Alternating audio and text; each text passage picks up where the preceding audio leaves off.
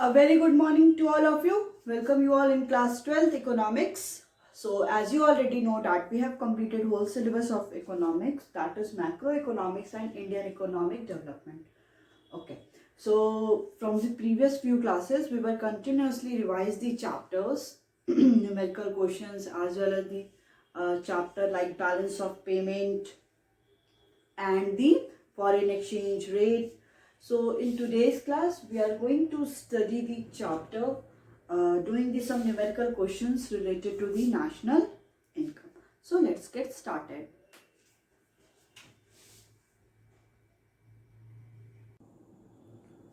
चलिए देखिए यहाँ पे क्वेश्चन है जो आप लोग कह रहे थे कॉम्बिनेशन वाला एक साथ जब वैल्यू पूछ रहा है कि calculate national income by the income and the expenditure method, कि इनकम और एक्सपेंडिचर मेथड से अगर हम कैलकुलेट करेंगे तो उसकी वैल्यू कैसे आती है।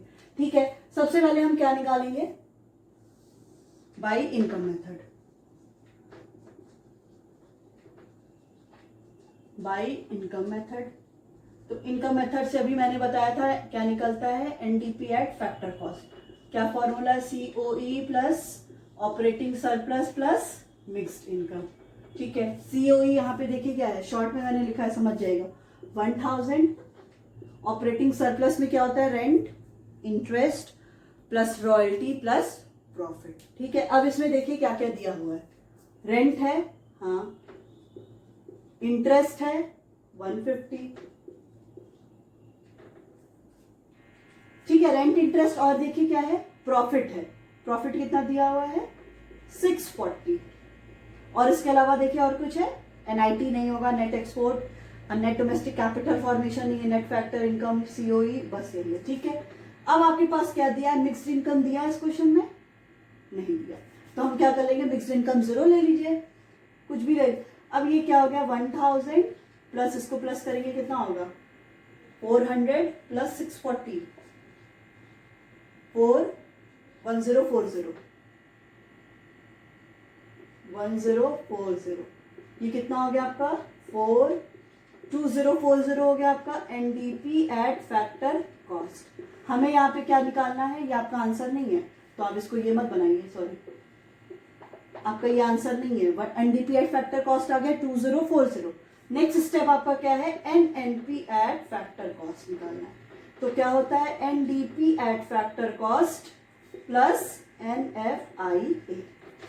ठीक है, एनएफआईए। अब मैंने इसलिए ये क्वेश्चन उठाया है कि जहां जहां आपको कंफ्यूजन होती है वो इसीलिए ये क्वेश्चन है। अब देखिए एनडीपी एट फैक्टर कॉस्ट कितना था, 2040। अब ये बताना बार बार जरूरी नहीं कि एनएनपी एट फैक्टर कॉस्ट को हम लोग नेशनल इनकम भी बोलते हैं।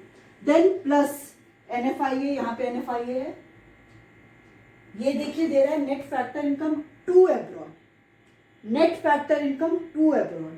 ठीक है, अब हम यहाँ पे क्या लेंगे, net factor income to abroad है। अब यहाँ पे ये भी नहीं दे रहा है factor income to abroad, but हम लोग टू अब्रॉड है तो उसको क्या करते हैं, टू अब्रॉड हम पेमेंट कर रहे हैं तो हमारे यहाँ से क्या हो रहा है, लॉस हो रहा है। तो अब हम इसको क्या करेंगे, ये माइनस हो जाएगा क्योंकि नेट फैक्टर इनकम ऑलरेडी दिया है, फैक्टर इनकम टू अब्रॉड नहीं दिया है कि हम अंदर फॉर्मूला लिखे कि रिसीव्ड कुछ समथिंग हुआ या रिसीव की वैल्यू नहीं दी है और माइनस हम यहाँ पे 20 ले, तो ये क्या हो जाएगा, बाहर प्लस है और अंदर माइनस है तो प्लस माइनस -20 हो जाएगा। बट यहाँ पे ऑलरेडी दे रहा है net factor income, net factor income to abroad ही क्या है आपकी 30 है, तो ये क्या हो जाएगा -30। Then NNP at factor cost is equal to 2010। देखिए आंसर सही आया है 2010। और हमेशा इसके आगे पीछे रुपीज 2010 करोड़, ये लगाना बहुत जरूरी है कि ये रुपीज में है और कितना है आपका, करोड़ में। ठीक है, तो आपको इसकी यूनिट लगाना क्या है, मैंडेटरी। नेक्स्ट आपका मेथड है एक्सपेंडिचर मेथड। कहाँ पे करें एक्सपेंडिचर मेथड, चलिए यहीं पे कोशिश करते हैं, बाई एक्सपेंडिचर मेथड। ठीक है, हमें क्या निकालना है, ध्यान दीजिएगा, हमें क्या निकालना है, नेशनल इनकम। हमने आपको क्या बताया था कि हम इसमें क्या क्या लेते हैं, क्या लेंगे, इसमें गवर्नमेंट लेंगे, प्राइवेट लेंगे, sorry government final consumption expenditure, private function,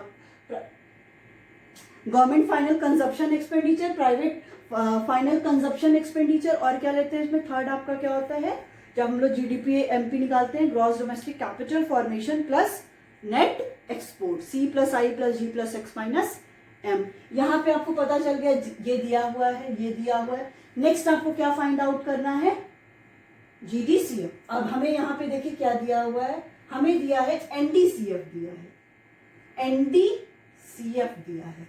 अब देखिए यहाँ पे एक ट्रिक है कि आप क्या करोगे कि तो नेट डोमेस्टिक कैपिटल फॉर्मेशन दिया है, हमें क्या करना पड़ेगा, उस फॉर्मूला में तो ग्रॉस डोमेस्टिक कैपिटल फॉर्मेशन है, ठीक है। आपको देखिए कहीं पे इसमें डेप्रिसिएशन दिया है, नहीं दिया है, और हमको निकालना क्या है, एनएनपी एट फैक्टर कॉस्ट। तो हम यहाँ पे सीधे क्या निकाल सकते हैं, जब ये ऑलरेडी नेट दिया है तो हम यहाँ पे सीधे एनडीपी एट मार्केट प्राइस निकालेंगे ना, क्योंकि जीडीपी एट मार्केट प्राइस निकालते थे तो हम लोग जीडीसीएफ लेते थे, ग्रॉस डोमेस्टिक कैपिटल फॉर्मेशन लेते थे, बट ये ऑलरेडी एन दिया है और हमको निकालना भी क्या है, national income, means NNP at factor cost निकालना है तो हम एनडीपी एट मार्केट प्राइस ले लेंगे, जिसमें आपका क्या होगा, पहला वैल्यू क्या है 600 प्लस 1200 प्लस आपका क्या होगा ये 340, and then last one is net export आपका -40। इसको करिए क्या आएगा 1800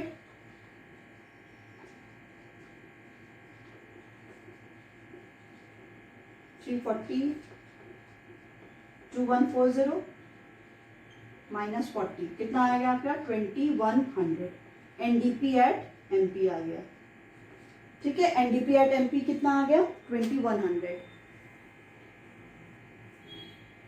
अब इसके लिए आपको जगह चाहिए, अब जगह कहाँ बनाते हैं इसमें, चलिए ऊपर का रब करते हैं। इसको सम सही किया है ना, देख लीजिए एक बार, 1800 प्लस 340 कितना हो गया 04, यस 2140, और आपका क्या था नेट एक्सपोर्ट -40, तो 2100 आ गया। अब हमको नेक्स्ट क्या निकालना है, एनएनपी एट फैक्टर कॉस्ट। तो आपके पास क्या दिया है, एनडीपी एट एमपी दिया है, हमें नेक्स्ट क्या करना है, इसमें नेट नेट है नहीं चेंज करना है, माइनस एनआईटी नेट नेशनल निकालना है, आपके पास डोमेस्टिक है, प्लस आप क्या करोगे एनएफआई, राइट। एनडीपी एमपी की वैल्यू 2100, एनआईटी की वैल्यू 60, और आपको मैंने बताया कि एनएफआई दिया नहीं हुआ है, यहाँ पे पेड टू एब्रॉड है, तो ये क्या हो जाएगा -30, तो 2100 -90 कितना आया,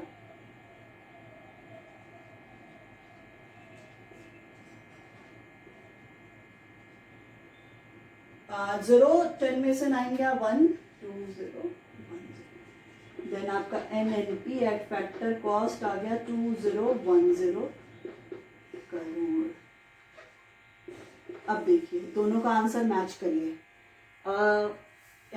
national income by the income method आया आपका ₹2010 करोड़, और national income by the expenditure method आया 2010 करोड़। तो दोनों क्या हो गया, सेम हो गया। तो यही है आपके नेशनल इनकम के क्वेश्चंस। आपके पास बुक्स में बहुत सारे ऐसे क्वेश्चन दिए हैं, उनको कंटिन्यूसली प्रैक्टिस करिए, क्योंकि जैसे ही ये छूटा वो आप लोगों का सब कुछ गायब हो जाएगा, ठीक है। तो उसका कंटिन्यूसली आपको क्या करना है, इसकी प्रैक्टिस करना है। जितना प्रैक्टिस करेंगे उतने उसके जो कौन कौन से इसमें आइटम्स लेने हैं वो ज़्यादा क्लियर होता चला जाएगा, ठीक है। तो इस तरह से हमने क्या कर लिया, जितना भी सिलेबस में आप लोगों को कन्फ्यूजन थी वो हम लोगों ने डिस्कस किया। Okay, thank you.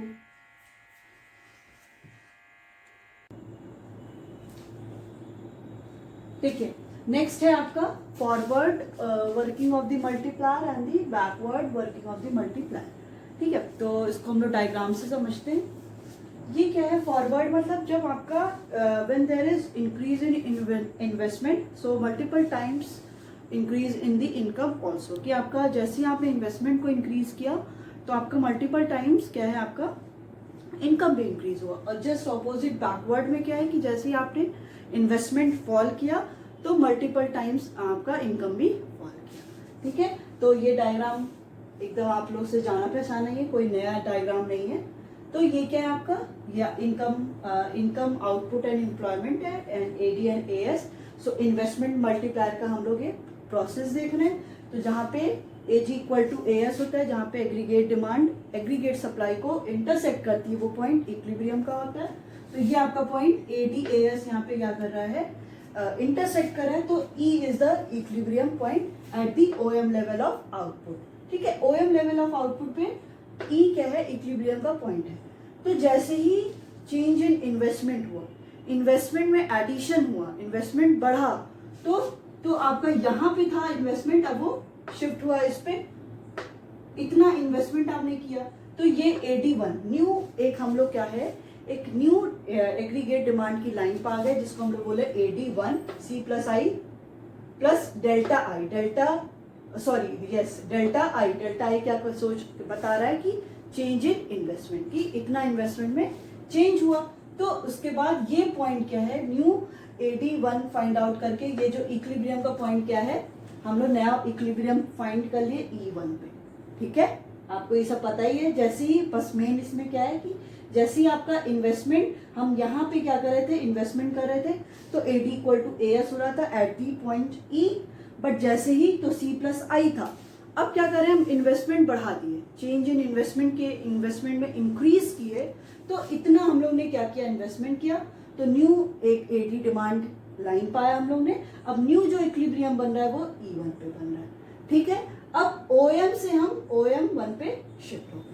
अब यहीं पे ये डिफरेंस देखिए कि आपने ये जो किया था, अब नया चेंज इन इनकम कितना हो गया, MM1 आपका न्यू चेंज इन इनकम है। पहले आप इतना इनकम जनरेट कर रहे थे, अब क्या हो गया है कि आप M1 पे इक्विलिब्रियम हो रहा है, तो आपका जो इनकम है वो इतनी जनरेट हो रही है, which is more than the change in investment.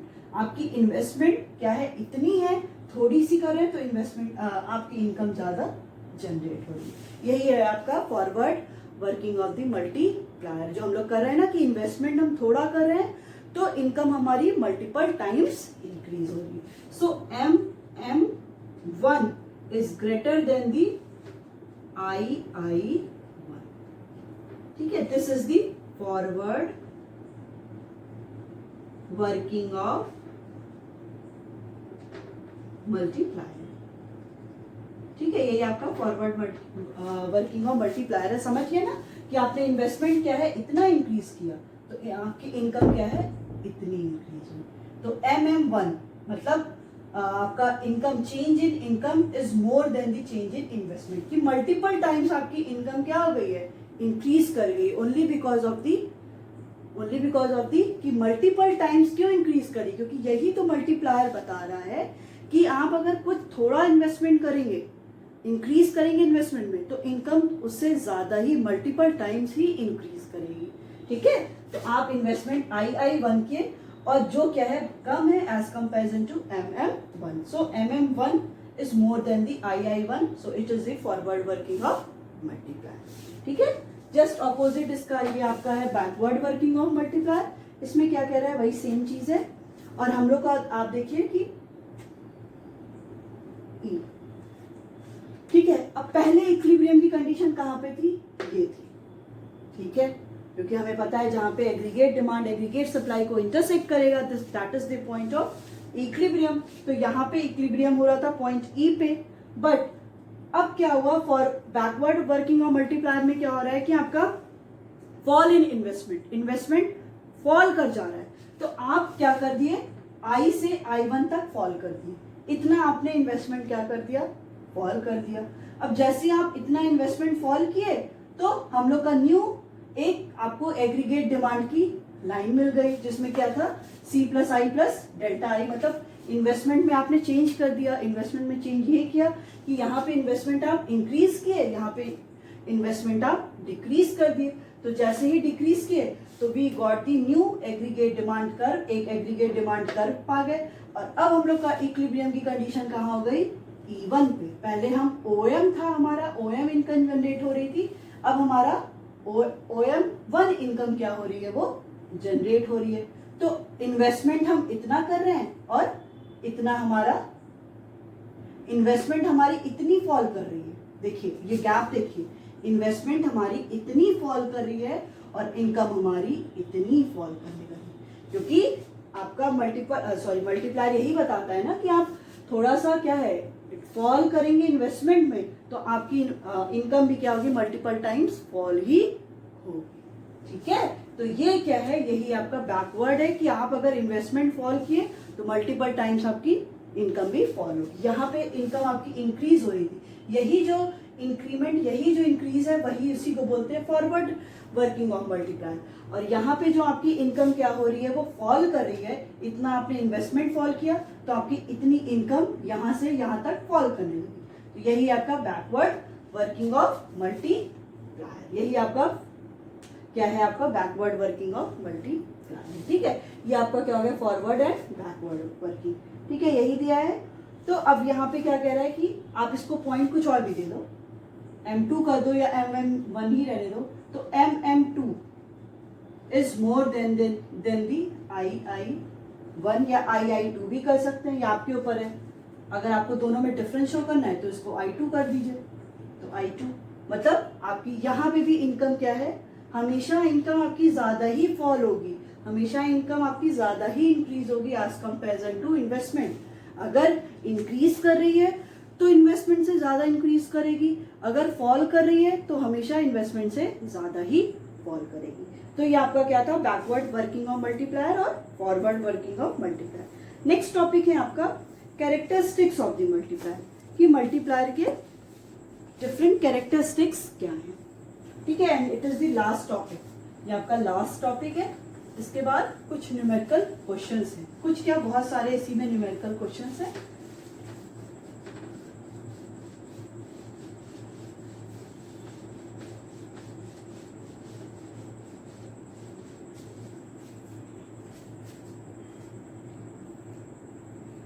देखिए क्या है, कैरेक्टरिस्टिक्स ऑफ द मल्टीप्लायर। एक बार बुक से रीड कर लीजिएगा, जो मैंने बताया वही सब चीजें आपको दिया होगा, बुक से एक बार रीड कर लीजिएगा। कैरेक्टरिस्टिक्स ऑफ मल्टीप्लायर, मल्टीप्लायर के कुछ कैरेक्टरिस्टिक्स। तो multiplier works in both the forward and backward direction. हमने अभी यही पढ़ा कि जो मल्टीप्लायर है वो बोथ डायरेक्शन में वर्क करता है, फॉरवर्ड में भी काम करता है और बैकवर्ड में भी काम करता है। तो forward working of the multiplier shows multiple increase in income, कि फॉरवर्ड वर्किंग ऑफ मल्टीप्लायर में क्या होता है कि मल्टीपल टाइम्स इनकी आपकी इनकम इंक्रीज करती है in response to increase in investment, कि इन्वेस्टमेंट के इंक्रीज होने पे आपका क्या है कि इनकम भी इंक्रीज होती है। बैकवर्ड में क्या है कि multiple decrease in income, income क्या है डिक्रीज करती है in response to fall in investment. जैसे ही फॉल होता है इन्वेस्टमेंट में, डिक्रीज होता है इन्वेस्टमेंट, तो आपकी इनकम भी डिक्रीज हो जाती है। नेक्स्ट कह रहा है there is positive relation between the MPC and multiplier, कि पॉजिटिव रिलेशन है एमपीसी और मल्टीप्लायर में। Higher the value of MPC, जब आपकी एमपीसी क्या होगा, ज्यादा होगा, इसका मतलब है मल्टीप्लायर की भी वैल्यू ज्यादा होगी। Lower the value of MPC, जैसे ही एमपीसी की वैल्यू क्या होगी, लो होगी, तो आपका मल्टीप्लायर भी लो होगा। नेक्स्ट है आपका, next is it is the there is inverse relation. MPC और मल्टीप्लायर में क्या होता है, इनवर्स रिलेशन होता है। Higher the value of MPS, अगर एमपीएस की वैल्यू क्या होगी, ज्यादा होगी, तो मल्टीप्लायर की वैल्यू कम होगी। नेक्स्ट है lower the value of MPS, अगर एमपीएस की वैल्यू लो होगी तो higher the value of multiplier, multiplier की वैल्यू क्या होगी, ज्यादा होगी। Next is aggregate demand, the aggregate demand causes the multiplier effect. Aggregate demand की वजह से ही क्या होता है, मल्टीप्लायर इफेक्ट होता है। Increase in components of AD brings the multiplier effect, कि अगर जो एडी के कंपोनेंट्स हमने लिए थे फोर सेक्टर इकोनॉमी में, जो भी उसी की वजह से क्या होता है, मल्टीप्लायर इफेक्ट हमें दिखता है। तो कंपोनेंट्स एग्रीगेट डिमांड के क्या क्या थे आपके, पहला था consumption expenditure, investment expenditure, government expenditure and the net export. तो increase in the consumption expenditure, increase in the investment expenditure, increase in the government expenditure and the increase in the export by the rest of the world. ठीक है।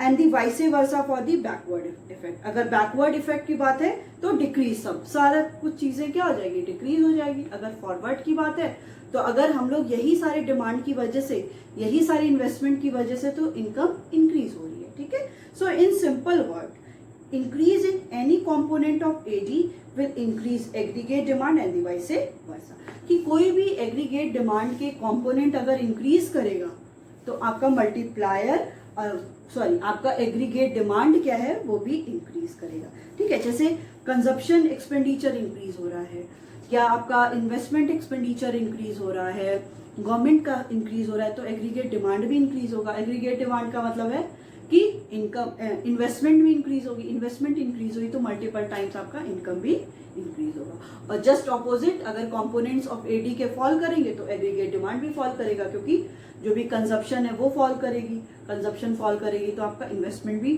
Fall करेगा, और जैसे investment fall किया तो income भी fall करेगी। So it's all about your chapter 8। So there are some questions related to this, तो कुछ क्वेश्चंस भी इसके कर लेते हैं, ठीक है। 4 to 5, 3 to 4 मैं आपको बता देती हूँ, उसके बाद आपके एक्सरसाइज में क्वेश्चंस हैं, उसको पूरा सॉल्व कर लीजिए। चलिए एक क्वेश्चन से स्टार्ट करते हैं। दिया इसमें estimate the value of X and AD, ठीक है। Estimate the value of X and AD, मतलब आपको एडी की वैल्यू निकालना है। वेल ऑटोनॉमस इन्वेस्टमेंट, जब आपके पास क्वेश्चन है, जब आपके पास ऑटोनॉमस इन्वेस्टमेंट क्या दिया है 50 करोड़ एंड एमपीएस दिया है आपके पास 0.2 एंड इनकम दिया है 300 करोड़, ठीक है। ये आपके पास क्वेश्चन है, you have to calculate AD, AD आपको कैलकुलेट करना है, ठीक है। तो इसका फॉर्मूला क्या है, AD equal to C plus I, ठीक। एडी की और सी का फॉर्मूला क्या होता है, सी बार प्लस बी वाई। तो यहाँ पे आप सी बार की वैल्यू क्या है आपके पास, सी बार की वैल्यू यहाँ पे क्या है, सी बार को ही हम लोग ने क्या लिया, ऑटोनॉमस इन्वेस्टमेंट है ना, C bar is autonomous investment, sorry. तो ऑटोनॉमस इन्वेस्टमेंट आपका क्या है 50 प्लस बी, यहाँ पे बी क्या है एमपीसी, और आपके पास क्या वैल्यू दी है एमपीएस, तो MPC plus MPS equal to 1। जब आपके पास एमपीएस की वैल्यू 0.2 दी है तो आप एमपीसी की वैल्यू निकाल सकते हैं कि नहीं, देन एमपीसी की वैल्यू क्या हो गई आपके पास 0.8, ठीक है ना। बस जब क्वेश्चन में आपके पास ऐसे दिया रहेगा कि एमपीएस दिया है या एमपीसी दिया है तो दूसरी वैल्यू आप फाइंड आउट कर सकते हैं, क्योंकि आपको ये फॉर्मूला ऑलरेडी पता है, ठीक है। तो ये क्या हो गया, बी आपका क्या हो गया 0.8, ओके। और क्या कह रहे हैं वाई आपके पास क्या है 300 करोड़, 50 प्लस 0.8 300, ठीक है। अब क्या कह रहा है कि ए की वैल्यू क्या दी हुई है, एडी इक्वल टू 50 प्लस 240, ठीक है। 300 इंटू 0.8 तो 240 आएगा आपका, तो एडी इक्वल टू 300, सॉरी 290। देखिए यहाँ पे एक चीज आपको समझना होगा कि यहाँ पे मैंने क्या किया है, आप लोग एक चीज कंफ्यूज भी हुए होंगे कि C प्लस आई लिखा मैंने, ठीक है। तो आई यहाँ पे कहाँ गया, आया कि नहीं समझ में, यहाँ पे आई हमने क्या किया, तो इसका एक फॉर्मूला आपको याद होगा कि हम लोग ने जब पढ़ा था C equal to C bar plus B Y, तो वहां पे मैंने इसको A भी माना था, ठीक है। अब उस A की जगह हम A में क्या ले लेंगे, C बार ले लेंगे प्लस I ले लेंगे, C बार और I ले लेंगे। I ऑटोनॉमस इन्वेस्टमेंट होता है, I बार क्या होता है आपका ऑटोनॉमस इन्वेस्टमेंट होता है। तो C प्लस आई आपका क्या है, आपका तो दोनों ही C प्लस आई आपका क्या हो गया, A हो गया। अब इस A को A प्लस बी वाई की जगह हम रखेंगे, इस वाले को। अब C प्लस आई क्या है आपका, ऑटोनॉमस इन्वेस्टमेंट है। ऑटोनॉमस इन्वेस्टमेंट आपका 50 दिया है, प्लस B आपका 0.8, देन 300, देन वही आपका। ठीक, थोड़ा सा कंफ्यूजन हुआ होगा इसमें क्योंकि मैंने इसको डायरेक्ट कर दिया। इसमें यही है कि AD क्या है, AD equal to C plus I, आपको फॉर्मूला पता है। अब इसमें क्या करना है, C का आपको पता है, C का फॉर्मूला क्या होता है, C बार प्लस बी वाई। उसकी जगह पे मैंने एक आपको फॉर्मूला बताया था कि C बार को हम लोग क्या लिखते हैं, A प्लस बी वाई। ठीक, उस A में एग्रीगेट डिमांड में हम लोग ऑटोनॉमस, इसको हम लोग ऑटोनॉमस ले रहे हैं, तो ऑटोनॉमस कंजप्शन में और इन्वेस्टमेंट आपका हो गया C बार प्लस आई, आई भी क्या ऑटोनॉमस इन्वेस्टमेंट, फिर आपका इधर क्या हो गया बी वाई। तो C प्लस आई आपका क्या हो गया, C प्लस आई आपने उसको A ले लिया, फिर बी वाई। A यहाँ पे आपका हो गया autonomous consumption that is 50 plus B आपका 0. जो हमने कैलकुलेट किया 8 इंटू वाई इज 300, सो 50 प्लस 290 आपका आंसर है। ठीक है, इसको थोड़ा सा ध्यान दीजिएगा, ऐसे ही है, इसको क्वेश्चन करना है। थोड़ा सा मेस्ड हो गया है ये, दूसरा क्वेश्चन करते हैं और से क्लियर होगा।